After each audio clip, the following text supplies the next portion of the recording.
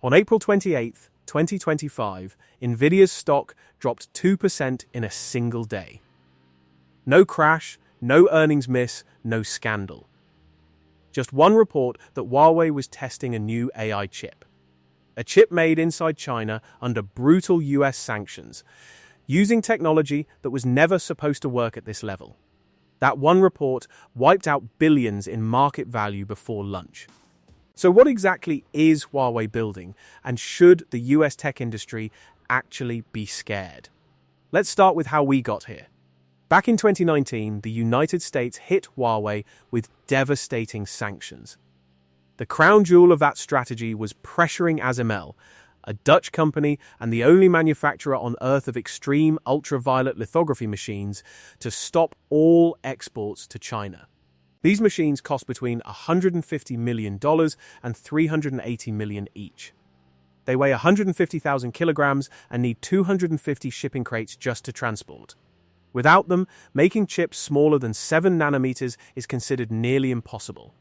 Washington was confident. They said China would be frozen at 2018 technology for at least a decade. Then, August 2023 happened. Huawei released the Mate 60 Pro smartphone. Western analysts tore it apart looking for the trick. There was no trick. Inside sat a 7-nanometer Kirin 9000's chip manufactured by SMIC, China's largest chip maker, using older deep ultraviolet lithography equipment and a technique called quadruple patterning.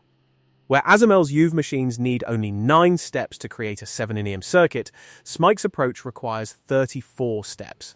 One engineer described it as painting the Mona Lisa with a house painting brush. It's slow, it's expensive, but it works. Here's the brutal reality though. SMIC's 7-nm production costs 40 to 50% more than what TSMC in Taiwan charges for the same node.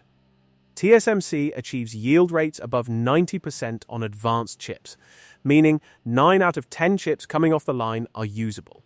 SMIC's 7-nm yields sit between 60% and 70%. Push them to 5-nm and those yields collapse to 30 to 40%. That means more than half the chips they produce are trash. But China isn't running normal business logic. Beijing has poured over $150 billion into semiconductor development since 2014, with another $300 billion committed through 2030. Government subsidies alone covered 87% of SMIC's entire operating profit in 2024. This is a state-funded technological marathon where profit is irrelevant and progress is everything. Now let's talk about the chip everyone is watching. The Ascend 910C, which began shipping in April 2025, delivers around 780 to 800 teraflops of BF16 performance. Compare that to Nvidia's H100, which delivers 2,000 teraflops. That's roughly 40% of Nvidia's raw power. Not equal.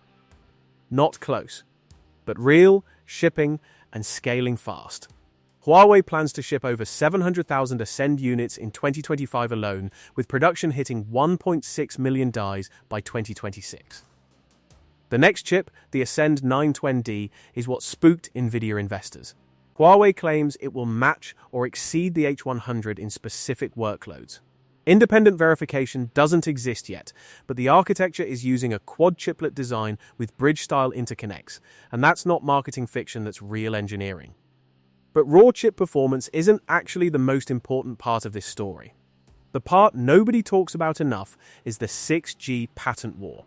Right now, Huawei holds 15.7% of all global 6G patents, more than any single company on the planet. China as a whole controls 42% of global 5G standard patent declarations. Out of 210 standard patents registered globally, China owns over 40% with 47,000 patent families. Think about what a patent actually means in wireless technology. It's not just a certificate on a wall, it's a permission slip. Every device manufacturer, every company building a smartphone, a self-driving car, a robot that needs to connect to a 6G network will have to pay Huawei a licensing fee. The 5G licensing market alone is worth $15 billion annually. 6G will be bigger. And Huawei is already writing the rulebook. This isn't theoretical. The European Unified Patent Court already ruled that Netgear, a major American networking company, violated Huawei's Wi-Fi 6 patents. The court ordered Netgear products to be recalled from Germany, France, Belgium, Sweden, Finland, Denmark, and Italy, or physically destroyed. And on January 21st, 2026, China officially completed the first phase of 6G technology trials and launched the second phase, having built a reserve of over 300 key technologies. While American politicians were busy banning Huawei from building cell towers, Huawei was quietly winning the war that actually matters. Then there's the wild card that has the entire semiconductor industry on edge. Huawei has been testing homegrown, extreme ultraviolet lithography equipment at their Dongguan facility. Multiple sources confirmed a prototype operating in Shenzhen in early 2025. Chinese researchers developed an alternative approach called laser-induced discharge plasma. Instead of firing high-powered lasers at tin droplets like ASML does, the Harbin Institute of Technology confirmed achieving this wavelength. The current prototype generates between 100 and 150 watts of UV power. Commercial manufacturing needs at least 250 watts. ASML's latest machines produce over 500 watts. So the gap is real. But the fact that the prototype exists at all is what collapsed ASML's stock by 7% when news leaked. A realistic timeline for commercial viability is 2030 or later, not 2026, as some Chinese officials claim. But the direction of travel is undeniable. So, does Huawei's 6G chip destroy the US tech industry? Not in the way the headline suggests. Nvidia still dominates global AI chip sales. TSMC and Samsung are still manufacturing generations ahead. CUDA, Nvidia's software ecosystem, has 17 years of developer lock in that no chip announcement erases overnight. But here's what is happening. The global tech order is fracturing into two parallel worlds: a Western ecosystem built on Nvidia, TSMC, and ASML, and a Chinese ecosystem built on Huawei, SMIC, and domestic alternatives. China currently depends on foreign chips for 60 to 70% of its AI applications. By 2026, that could drop to 40 to 50%. Every sanction, every export restriction, every ban has functioned less like a wall and more like a starting gun. The US didn't freeze China's chip industry, it forced it to become self-sufficient. And that fracture, that permanent split in global technology, is the real story.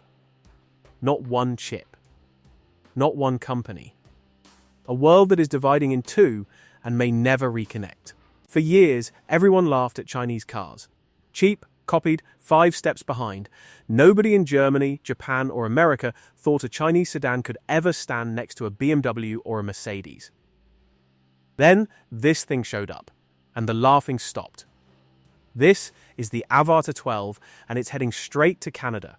Look at it for 2 seconds and you already know something's different. There's no rear window. None. Instead, there are cameras feeding a live picture to screens inside the cabin, so the whole back end is just one smooth, uninterrupted surface. Like someone finally asked why cars still need glass back there in the first place. Every seat inside front and back has heating, cooling, and full massage. The dashboard is a single digital screen stretching almost 35 inches across, wider than the TV in most living rooms. And this thing hits 60 mph in about 3.9 seconds. That's quicker than plenty of Porsche models. A luxury sedan with massage seats keeping pace with a sports car. Let that sink in for a second, because it gets crazier. This isn't some scrappy startup car either. It's built by 3 companies, and each one brings something the others don't have.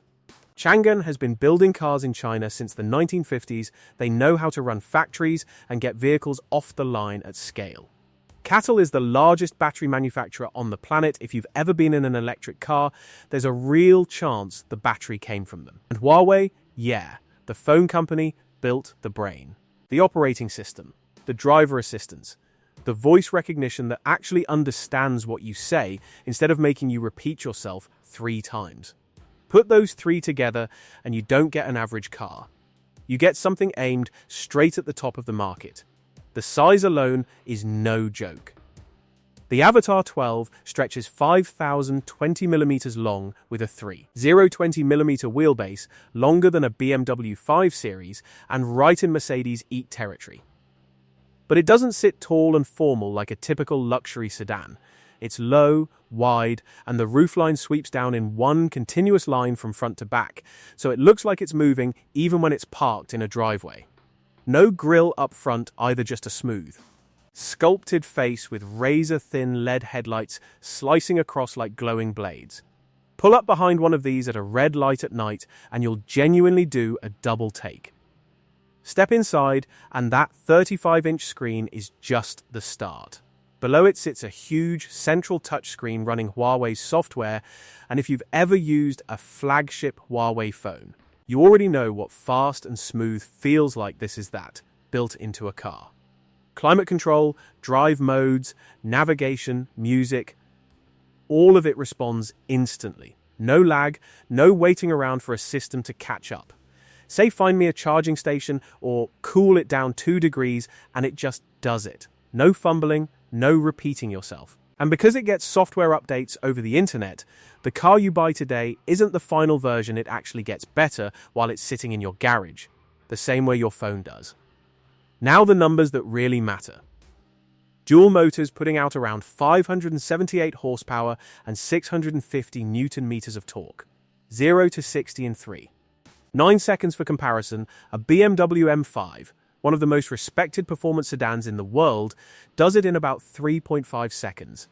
And that car starts well over $100,000. The Avatr 12 is right there with it, and it's carrying a family in total comfort while it does it. The battery is a 94.5 kW pack running on an 800-volt system, giving it a range of roughly 700 kilometers. That's enough to drive from Toronto to Montreal with range left over, and charging is fast enough that you're topping up hundreds of kilometers in the time it takes to grab a coffee and stretch your legs. On top of all that, it's carrying 4 separate LiDAR sensors. Most cars with this tech run 1, maybe 2. 4 means it's essentially got no blind spots, day or night, rain or fog. All of it feeds into Huawei's driver assistance system, handling highway driving, automatic lane changes, and parking itself in tight spots with a level of smoothness that feels less like a computer and more like a calm co-pilot sitting next to you. Here's where it gets genuinely unbelievable. Picture a Western car company building all of this: the design, the 35-inch screen, the Huawei software. 4 LiDAR units, 800-volt charging, sub-4 second acceleration. A Mercedes E-Key with similar gear runs past $80,000. A loaded Tesla Model S sits above that. A Porsche Taycan with comparable performance starts near $100,000 and climbs from there.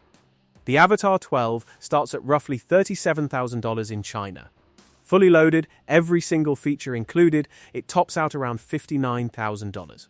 Massage seats everywhere, 4 LiDAR sensors, a 35-inch screen, sub-4 second acceleration, 700 kilometers of range for less than half what the competition charges for the same list of features.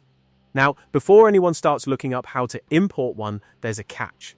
That a company can build something this capable, this refined, at that kind of base cost, and that resets what everyone else's pricing should look like. When a car can match or beat a BMW M5 to 60, undercut a Mercedes Econ Tech, and still come in under $40,000 at home, the question isn't whether it can compete anymore. It's what happens to everyone else's prices once cars like this actually start showing up on more lots. So here's the real question. If the Avatr 12 landed in Canada tomorrow at a fair price, would you actually pick it over a Tesla, a BMW, or a Mercedes? Drop your answer below, because this is only the beginning of what's coming out of China. In late May 2025, one decision made in Washington nearly stopped China's entire commercial aviation program dead in its tracks. No missiles, no sanctions on TV. Just a quiet notice from the US Department of Commerce, and suddenly the most important production line in Chinese aviation went silent. The target was a single engine, the CFM LEAP 1C, built by CFM International, a joint venture between America's GE Aerospace and France's Safran.